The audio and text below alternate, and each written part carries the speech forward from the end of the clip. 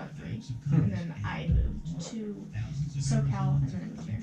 So, well, we're glad you're here. thank you.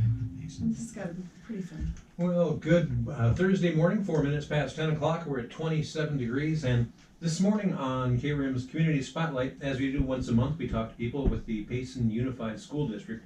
And with us in the studio also, our intern Ashlyn with us. And our guest this morning in the studio, we have the principal from JRE, Julia Randall Elementary, Kim Yates. And Kim, thanks for coming down to be with us today. Good morning. Thanks for having me here. Now, you and I chatted just a little bit before the show, and you have some kind of interesting news. I mean, I find it very interesting, actually, and it all has to do with how everyone's been getting through the, the distance learning and during the COVID and all of this other stuff. There's actually some good news. There is. We just finished last week and then some makeup work this week on our 3rd benchmark for the year. So benchmark testing tell us how our students are progressing through instruction, through the standards, and they're going to give us a kind of a forecast for how our students will do on the state assessments in the spring. Right. We have some real bright spots show up in our testing data this time. Our 2nd grade teachers, 2 2nd grade classes at JRE, Mrs. Sexton and Ms. Perry, both exceeded expected growth in math. Wow. And I want to preface this, we don't have all the data together yet. We haven't done a full analysis on it, but these are just little bright spots that are showing up. The other one I was so excited about, our 5th grade teacher, Nicole Goebel, who teaches our 2nd language learners. They exceeded growth in ELA. Something we expect. JRE teachers are amazing. And for all of the people out there that don't know what ELA is. ELA, English Language Arts. So that's writing, reading, grammar, those kind of subjects. Our 2nd language learners are students who need additional support in English, obviously. Sure. They had, that class exceeded expected growth in ELA. So again, nothing definitive. No, I haven't, squished out the data yet, for lack of a better technical term, but bright spots showing up. Anything that seems optimistic right now, I think is wildly welcomed.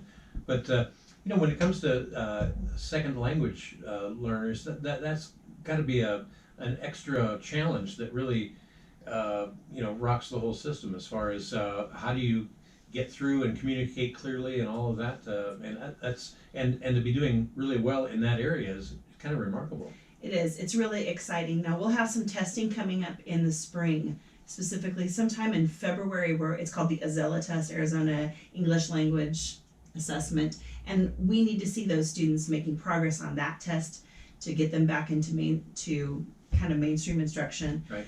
And I was sharing with you before the program too, I taught ELL students in the Valley for years, but my whole class was ELL students, English language learners. And so there were specific methodologies, and we talk about getting miles on their tongue, getting them talking more and more. But this is a handful of students, 5, 6 students that are integrated with typical learners in the classroom, kids whose first language is English. So the teacher has to be really aware, giving them opportunities to speak, helping them pull out some good, complete sentences. Writing becomes so important because writing is the pinnacle of mastering a language. Sure. So I'm really proud of Miss Goebel. This is her 1st year teaching EL students, and she's really rocking it. Outstanding. And Ashlyn, you've been a student here in Payson for a long time. Have you known any students that English was not their first language? Got to think about that, huh? Yeah, I mean, I do have a few friends where Spanish is their first language, but it doesn't really seem like it because they do so well with English. So. Well, that sounds like there's teachers somewhere doing something right. Well, and it's Payson Unified, so of course we do. There you go. But that has to be an extra difficult bunch of challenges just to deal with that. I mean, from not only a learning standpoint, but from a teaching standpoint as well. Well, and a cultural standpoint, because you point. think about the perspective of educators in other countries. When I was a teacher teaching 1st grade, I had a parent call because I was having some problems with a student, wasn't behaving like he was supposed to, and mom called the school and through a translator said, listen, I'll teach him numbers, you teach him behavior. And that was not uncommon. There was this understanding. It started with respect for educators. They believed that educators were so specialized that they could handle those kind of things. And so there's a wonderfully ingrained respect for educators and our students who come from Spanish-speaking countries. But we have to understand as educators that our perspective on what we teach, how we teach, who we teach, has to be adjusted for those cultural differences. Well, and when you look at all of the variables involved there, and then you exacerbate it with this whole COVID thing and the distance learning that's been going on, we talked just before going on the air here that, in medicine, telemedicine, or, at distance, interviewing a patient via the web at distance and trying to diagnose the situation, the adoption rate was not very good prior to COVID, but COVID said, well, here, choke on this, and then suddenly there's a huge adoption rate where you're seeing big changes in hospitals and doctors' offices. And much the same has happened in education too. I mean, I don't think there was that much distance learning prior to COVID. More at the high school than at the elementary levels. Right. Not so much technology. I mean, we were using technology for researching and for producing papers, but now teachers are testing using Google Forms. Mm-hmm. They're dropping the answers into spreadsheets. It makes it easier for the teacher. It makes it easier for the students because they're working right there on that computer. They're accessing classrooms across the country more than before. Right. It was available before, but now we can talk with people around the world. We use those computers for support, learning support. We have a program called IXL that we use in the district, and it's just a supplemental learning tool, but our students can take it home and use it or work on it at home. They work on it in the classroom. Teachers can target instruction. So we have so many tools now that we're much more comfortable using because we had to become comfortable with it last year. And thank God the funding was able to become, to be obtained when it comes to buying a whole bunch of laptops or tablets or whatever's being used, because we're talking some big bucks to be able to accomplish that. PUSD is a one-to-one technology district. Every student has access to a computer, to a Chromebook. Our students in middle school and high school take theirs home and bring them back to school daily. We don't do as much of that traveling with them because there's still a computer, there's still an electronic, backpacks get slung around, bus rides get a little hairy sometimes, but we have them for our students. Well, and it just makes sense because everything has gone that direction, and getting kids, familiar with all of that as early as possible seems like a smart idea. Absolutely, and there's so many resources that are available, not just lesson plans and not just videos, but things that teachers can access to enhance student learning.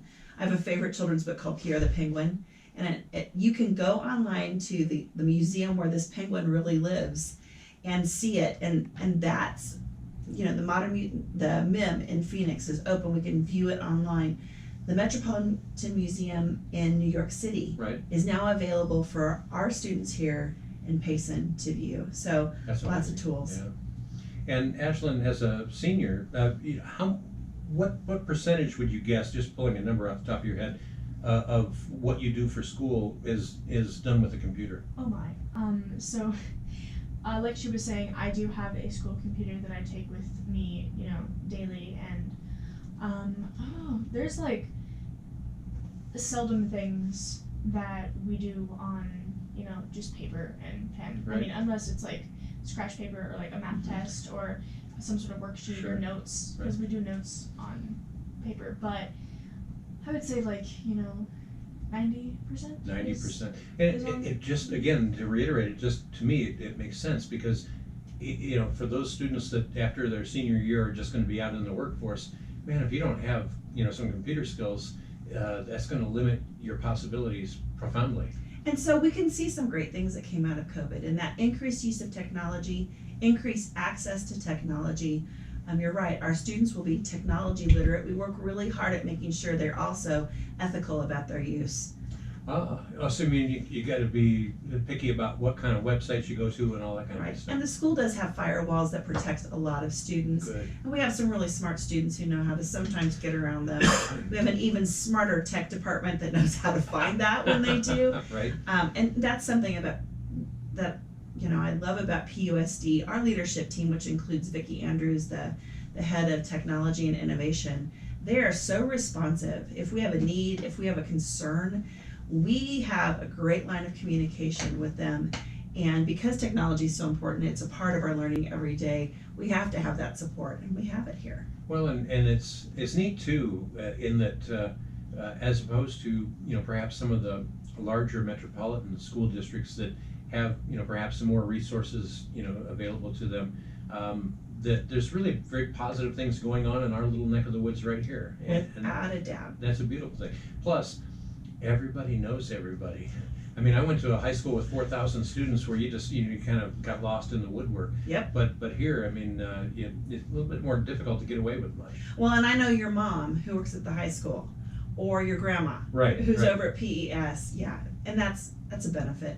Community, supporting community. We know that there's this researcher who says there's these 3 things that have to be in complete alignment and tension for students to succeed: the class, the school, the community, and the family. Mhm. And we have that here. We have amazing schools, teachers that are doing great things. We have a community that knows one another and supports one another. And then we have these wonderful families who are pushing in to help support their kids. And equally important, we have a school principal that's excited about all of it. I am. I love it. So what brought you to Payson to begin with? This job, Yeah. working here. But my husband had grown up between Cave Creek, Arizona and Heber, and spent a lot of time with some friends here in Payson. So this was not an unfamiliar area to us.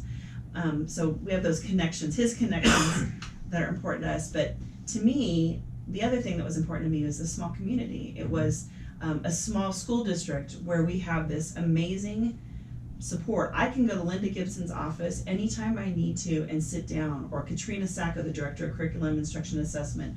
I can access Jeff Simon at the high school. Right. That doesn't happen in big school districts. Right. And so we're bringing together this wealth of knowledge, K-12.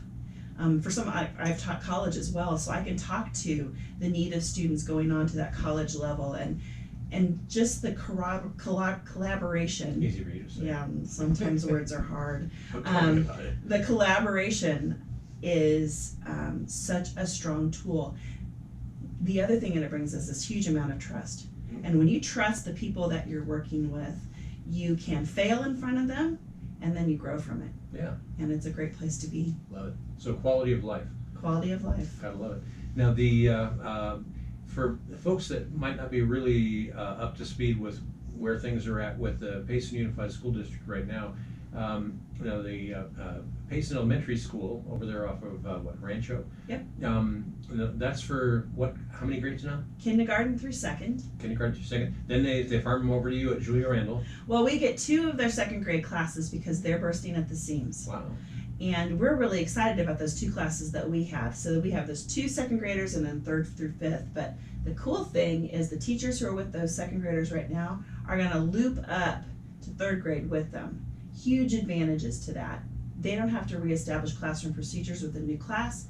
They can review them with their kids, and they hit the ground running within the first week with instruction. They know exactly where those kids are, what they've mastered, what they haven't mastered, where their strengths are, where their weaknesses are. Again, they're building on that instead of having to get to know a whole new group of students. So we have 4 teachers who rotate each year, and they loop with that group of 2nd to 3rd graders, and then the 3rd grade teachers go back to 2nd.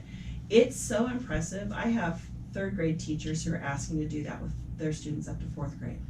Well, I think one of the other possible benefits of all of this is that with a small community like this is I think at least with my grandkids it has seemed like that they're prepared when they make that transition from elementary school to middle school to high school.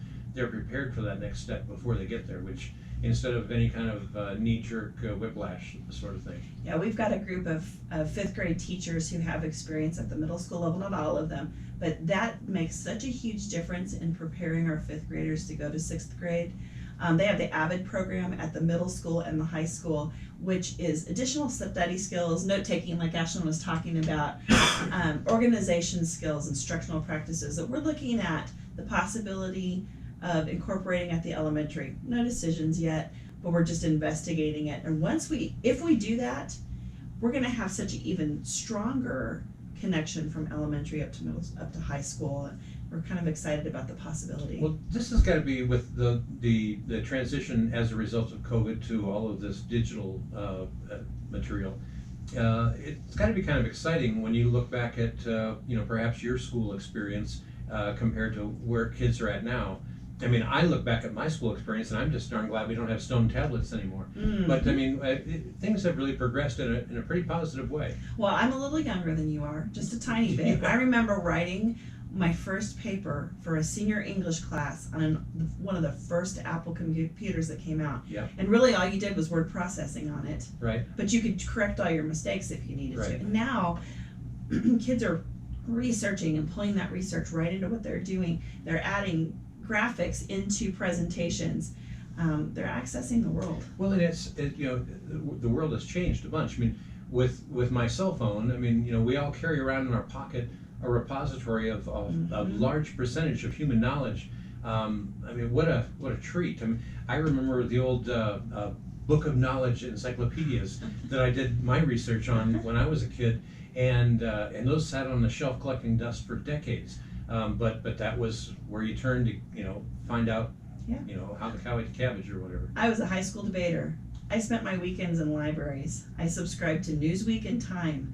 We carried those magazines with us to debate tournaments and briefcases full of articles filed in there. And now you're absolutely right, I don't have my phone on me, but you pull up your phone, you do a Google search, and you've got reasonably good information at your fingertips. There's Now, also a lot of other stuff there too. right, and there are some people who are concerned about the amount of screen time kids are getting. Sure. And so it's really important for families to remember that we're using technology in the classroom, and home is a great place for playing outside, spending time with your family, eating together, doing all those things. And that's the time that is spent in front of the screen, being able to monitor your kids to know what they're looking at, and that it's an enriching thing rather than perhaps the opposite.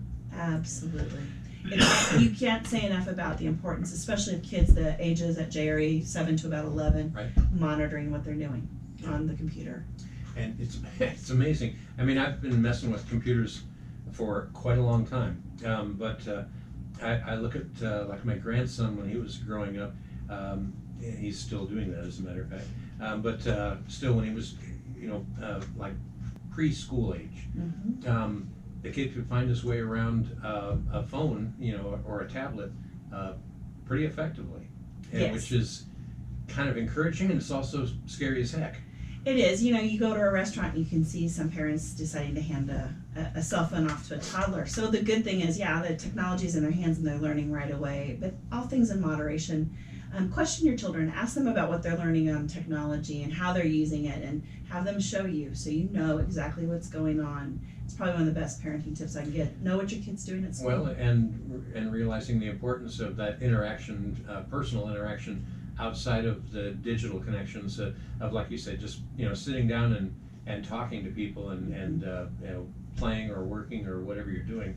There is a whole world of reality outside of your phone that we, I think, far too often don't take enough time to look at. Right, those human connections that are so important, and that's what we saw suffered somewhat during COVID, during the isolation that kids experienced, being at home, parents still having to work, and there was a drain on kids. There was a burden on them during that time. Now, Ashlyn, I'm not picking on you when I ask this question, and you'll see that I'm as guilty as anyone.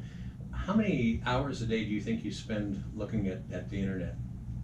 What would you guess? I mean, just roughly. Well, my screen time, like, you can see on your phone if you go to, like, settings or something. My screen time is between 4 to 6 hours. Yeah. I would say. On your phone, right? Not on your Chromebook from school. Well, Busted. Give me a second. Using your phone for personal use and using a computer for academic use is kind of completely different things. But gosh, I remember in school passing a note, up 3 people's desks to the other person, and now you can just text them. You send them an email. That's right. Put an earbud in your ear, and you can there's all kinds of things you can do. Or check in with chat. Exactly. Yeah. Well, so things have changed dramatically, but not necessarily, for the worse. I mean, it's like anything, I guess, in life. We get out of it what we put into it. Absolutely. We can find great things going on every day. Kids who come into my office typically are not Coming to celebrate. And well, there's an understatement. now there's a few of them. I have a couple of second grade young men who come and read to me, and I love that. I look forward to it every day. But typically, if you're coming into the principal's office, you're not celebrating. That was never one of my favorite things back in the day. But you know what? Even those kids are few and far between. It takes a special gift to do what you do. As I mentioned before going on the air today, I have a sister-in-law that for 36 years taught first grade.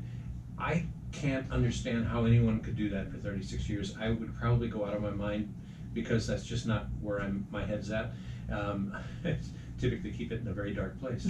But at any rate, but what an amazing bunch of gifts it takes to be able to do that and have your heart and mind in it all at the same time. I think it's a beautiful thing and really helps the kids out. That those early years are imperative. Thank you. I love what I do. I look forward to going in every day. I love the people with whom I work. And I can honestly look at any student who sits in my office, tell them I love them. Right. Because that message that they are accepted, that they are cared for, that somebody cares if they're at school or not is important for them to hear. Makes all the difference. There was one teacher at my grade school that I can say I felt that way about, and he felt that way about me, and very fond memories of him. And the really cool thing was we later in my adult life, I ran into him again and we became friends, and we were getting together even at family gatherings and stuff like that. He was in there, and it was kind of, back in the day, he was the disciplinarian at the school, and there was this big wooden paddle that hung behind his desk. And whilst I never, was on the receiving end of that, just the sheer threat of it, was a threat enough for me. But he was the guy that I ended up having the fondest memories of as a teacher. Well, and now he was holding a high expectation for you. Yeah. And that's a conversation that sometimes I have with kids. You know what? I love you so much that I'm willing to pour into you my time, and I'm willing to sit here and tell you, you can be a better person. Someday you're going to be a great man. You're a good boy, but you can be a great man, and that's a whole nother level. I think we need to have another one of these shows and talk about maybe some tips that we could give parents in the same way. We've got some amazing parents. Yeah. Absolutely amazing parents in this community. We know that they love their kids. Yeah. We're partnering with them as much as we can to help these students grow even more. Beautiful. Now, Julia Randall, a few years back here, had some major renovations, and boy, the campus there is looking a lot better than it used to. We love our beautiful school, and that's part of loving school, is being in a beautiful place. So yeah, we have maintenance issues I spoke with Dawn Downing, our director of facilities, today. We're working on some facilities issues. Buildings age like people do. But the Rock Building is still looking great. But the Rock Building looks great, and the big, beautiful Julia Randall Elementary behind it is a great place to be. Gotta love it. Gotta Yep. love it. I think we're fortunate to have you in where you're at, and keep up the great work. Well, thank you so much, and thank you for letting me brag about my people and our students and being in this wonderful community. Well, a lot of good reasons to be bragging. I wouldn't mind that at all. Hey, well, we got to wrap things up here. We've got some tunes to get for you from the Foo Fighters, Honeymoon Suite, Criss Cross, and a whole bunch more. But first, a quick look at Rim Country weather.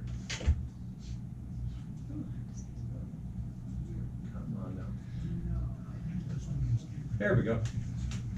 Thanks for making that so easy for me. Well, that's the way it's supposed to be, unless you're a politician. Oh, well, that's true. And, They should struggle a little And then bit we don't do those here, so. But I think just, having a fun little visit and trying to get the information out there is, and Ashlyn, I think your input was timely in that, Yep. Perspective is for, we can talk till we're blue in the face about how this all works, but to get perspective from a student, I think it's good. And I neglected to say on the air, 4 to 6 hours is probably where I'm at right now too. And Yeah, most of us.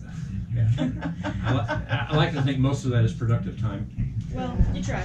Yeah. Yeah, exactly.